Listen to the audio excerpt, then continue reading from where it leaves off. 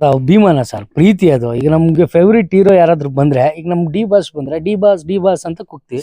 ಅದೇ ನಾವ್ ಹೇಳಿದ್ರೆ ನಮ್ ಕಿಚ್ಚ ಬಾಸ್ ಬಂದ್ರೆ ಅಣ ಅಣ ಅಣ ಅಂತ ಕೂಗ್ತೀವಿ. ನಾವ್ ಕಿಚ್ಚ ಬಾಸ್ನ ಸುದೀಪಣ್ಣ ಅಂತ ಕೂಗ್ತೀವಿ. ಸೊ ಹಂಗಾಗಿ ಯಾರಿಗೆ ಯಾರು ಇಷ್ಟನೋ ಅವ್ರ ಹೆಸರು ಕೂಗ್ತಾರೆ. ಸೊ ಅಷ್ಟೊಂದು ಅಭಿಮಾನವನ್ನ ನಮ್ ಗಿಲ್ಲಿ ಸಂಪಾದನೆ ಮಾಡಿರೋದ್ರಿಂದ ಅದು ಆತರ ಇದಾಗ್ತಾ ಸರ್. ಅಷ್ಟೇ, ಅಷ್ಟು ಅಭಿಮಾನ ಸಂಪಾದನೆ ಮಾಡಿದಾನೆ. ಗೆಲ್ಲಿ, ದೇವರ ಆಶೀರ್ವಾದ ಅವನ ಮೇಲೆ ಇರ್ಲಿ, ಗೆದ್ಕೊಂಡ್ ಬರ್ಲಿ ಅಷ್ಟೇ. ಗೆಲ್ತಾರೆ ಅಂತ ಅನ್ಸುತ್ತಾ? ನನಗ್ ಗೆಲ್ಬೇಕು. ನಿಮಗ್ ಗೆಲ್ಬೇಕು, ಬಟ್ ಭವಿಷ್ಯ ನುಡಿಯಲ್ಲ. ಇಲ್ಲ ಸರ್, ನಾನ್ ಭವಿಷ್ಯ ನುಡಿಯಲ್ಲ. ಯಾಕೆಂದ್ರೆ ನಾನ್ ಭವಿಷ್ಯ ನುಡಿಯಕ್ ಆಗಲ್ಲ. ನಮ್ಗೆ ಭವಿಷ್ಯ ಗೊತ್ತಾ? ನಮ್ಮ ಆಸೆ ಭವಿಷ್ಯ ನಮ್ಗೆ ಗೊತ್ತಿರೋದಿಲ್ಲ. ನಮ್ಮ ಆಸೆ ಇದೆ, ಗಿಲ್ಲಿ ಗೆಲ್ಬೇಕು ಅಷ್ಟೇ. ಮಾಡ್ತಾ ಇದ್ವಿ ಎವ್ರಿಡೇ. ಅವ್ರಿಗೂ ನಮ್ಗೂ ಕನೆಕ್ಷನ್ ಹಿಂಗೆ ಇತ್ತು. ಸೊ ಹಂಗಾಗಿ ಆತ ನನ್ನ ಕ್ಲೋಸ್ ಫ್ರೆಂಡ್. ಅವನು ತುಂಬಾ ಕ್ಲೋಸ್ ಫ್ರೆಂಡ್.